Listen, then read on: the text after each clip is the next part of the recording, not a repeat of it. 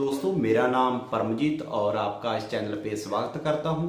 अगर आप पुस्तक पढ़ना पसंद करते हो तो इस चैनल पे मैं पंजाबी, हिंदी, इंग्लिश 3 लैंग्वेज की बुक्स का रिव्यू करता हूं, तो आप इस चैनल को जरूर सब्सक्राइब करें। आज की वीडियो में बात करते हैं हिंदी के बेहतरीन नॉवल ताश के पत्ते की। ताश के पत्ते के लेखक हैं सोहेल रजा और इसको पब्लिश किया है राजपाल ने। किताब के टोटल पन्ने हैं 224 और पेपरबैक प्राइस है इसका 295। आपका ज्यादा समय व्यर्थ ना करते हुए सीधा कहानी पे आते हैं। कहानी है सरकारी नौकरी का दबाव झेलने वाले विद्यार्थियों की। ये भारत के प्रत्येक स्टूडेंट को झेलना पड़ता है कि उन पर रहता है दबाव कि आपने सरकारी नौकरी ही लेनी है। अगर प्राइवेट नौकरी में अच्छी सैलरी मिल रही है, चाहे 70,000 लाख भी मिल जाए, पर जो बात सरकारी नौकरी में होती है वो किसी और चीज में नहीं है। ये मनोदशा है भारत की, हर एक बच्चे के माता पिता की, हर एक ससुर की जो अपना दामाद है जो एक सरकारी जॉब वाला चाहता है, फिर ही अपनी लड़की का हाथ उस लड़के को देगा। तो इसी मनोदशा को लेखक ने बहुत ही अच्छे तरीके से बयान किया है इस किताब में। इसके साथ ही केंद्र है कहानी का 2013 से 2017 तक जो स्टाफ सिलेक्शन कमीशन का पेपर है उसमें लेट हुए थे जो रिजल्ट देने में, या उसमें नकल की शिकायतें दर्ज हुई थी, तो उसकी वजह से स्टूडेंट में बहुत ज्यादा रोष था।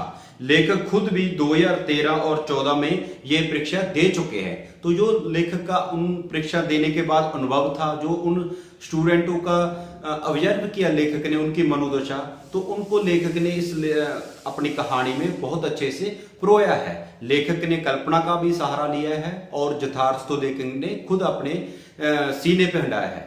कहानी का मुख्य पात्र है आदिल, जो स्टाफ सिलेक्शन कमीशन के पेपर में दूसरी बार फेल हो चुका है। और खास बात है कि उनको मैथ में 0 आई है। 0 आने का कारण यह है कि वो जल्दी जल्दी में अपना जो रोल नंबर है वो गलत भर दिए थे, इसके कारण उसकी 0 आई है। तो उसने जब ये रिजल्ट देखा तो उसने किसी को कुछ नहीं बताया अपने रिजल्ट के बारे में, क्योंकि उसको बहुत ही ज्यादा शर्म महसूस हो रही थी। तो उसने सोचा कि थर्ड टाइम जब पेपर दूंगा तो मैं क्लियर करके ही अपने घर वालों को बताऊंगा। लेकिन होनी कुछ और थी। आदिल ने यहाँ रिजल्ट देखा था, उस लड़के ने सब कुछ बता दिया था उसके पिता को। तो उसके पिता को बहुत गुस्सा आया और उसने आदिल को घर आकर बहुत ही खरी खोटी सुनाई।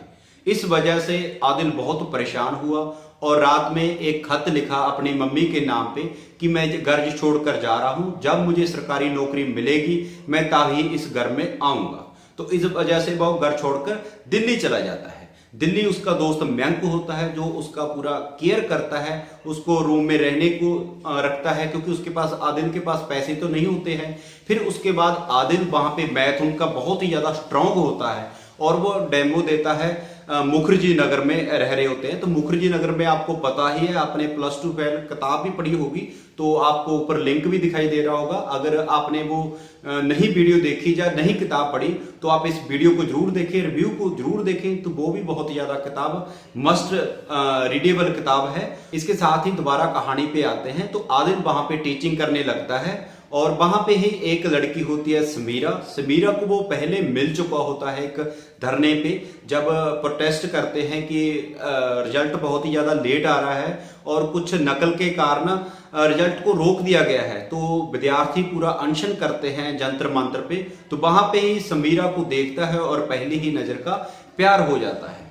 तो अच्छी बात यह होती है कि जहां पे अब दिल्ली आदिल पढ़ा रहा होता है वहीं पे समीरा पढ़ाती है।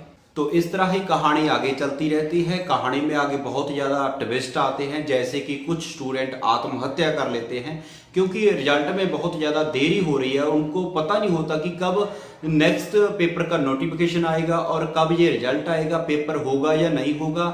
इसी शशोपंज के कारण कुछ स्टूडेंट इसी वजह से आत्महत्या कर लेते हैं। और फिर बाद में कहानी में बहुत ज्यादा बड़ा ट्विस्ट आता है और मयंक की लीडरशिप में बहुत बड़ा धरना लगता है और उसके धरने में लाठीचार्ज वगैरह होता है। तो बहुत ही ज्यादा ट्विस्ट आते हैं कहानी में।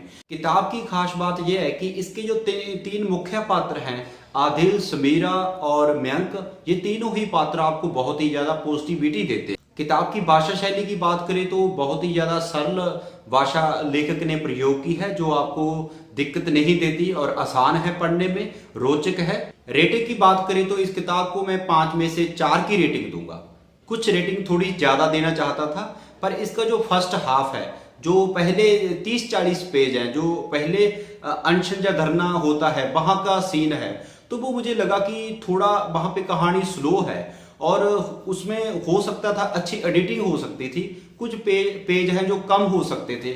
मुझे लगा कि थोड़ा सा कुछ कहानी वो बढ़ाई गई है, लेकिन जो सेकंड हाफ है वो वहाँ पे कहानी पूरी दौड़ती है और पूरी इंटरेस्टिंग लगेगी। एक एक बात आपको, जैसे कि आत्महत्या वाला वो जो पूरा सीन है वो भी बहुत ज़्यादा अच्छा है और हर एक स्टूडेंट को पढ़ना चाहिए, उस चीज़ को समझना चाहिए, क्योंकि हर एक स्टूडेंट वो कंडीशन को फेस करता है।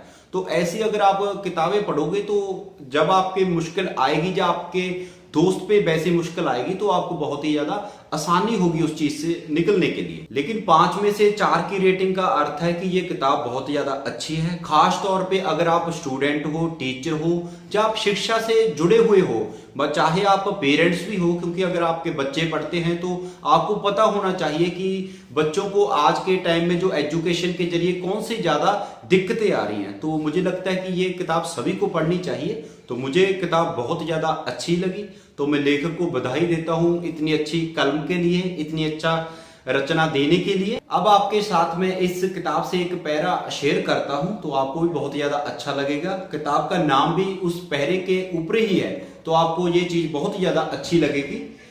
दोस्तों, इस दुनिया में हम ताश के पत्ते हैं और एक एक ताश के पत्ते को मिलकर ही एक गड्डी बनती है। ताश के पत्ते को जब तक गड्डी में बंद होते हैं तो उनका वजूद होकर भी कोई वजूद नहीं होता। जब तक गड्डी खोली नहीं जाती और ताश के पत्ते फेंटे नहीं जाते तब तक असल खेल शुरू नहीं होता। हाँ, बिल्कुल इसी तरह हम सब भी ताश के पत्ते हैं। जिंदगी हम सबको ताश के पत्तों की तरह खेल खिलाती है। इस खेल में बाजी विषम परिस्थितियों में भ्रष्ट हो चुकी व्यवस्था से और सो चुकी किस्मत को अपने अटल विश्वास रूपी धैर्यवान मेहनत के माध्यम से जीतना है। और इस खेल में अहम किरदार होंगे हम, ताश के पत्ते, ताश के पत्ते, ताश के पत्ते। तो ये चीज बहुत ही ज्यादा लाजवाब है। तो आपको ये किताब मैं स्ट्रांगली रिकमेंड करता हूं, आपको ये किताब जरूर पढ़नी चाहिए। तो आज की वीडियो में बस इतना ही। मिलते हैं किसी और वीडियो के साथ, किसी और किताब के रिव्यू के साथ। तब तक आप इस चैनल को सब्सक्राइब करें और ज्यादा से ज्यादा इस चैनल की वीडियो देखें और अपने दोस्तों तक इस चैनल को शेयर करें। जिंदगी जिंदाबाद।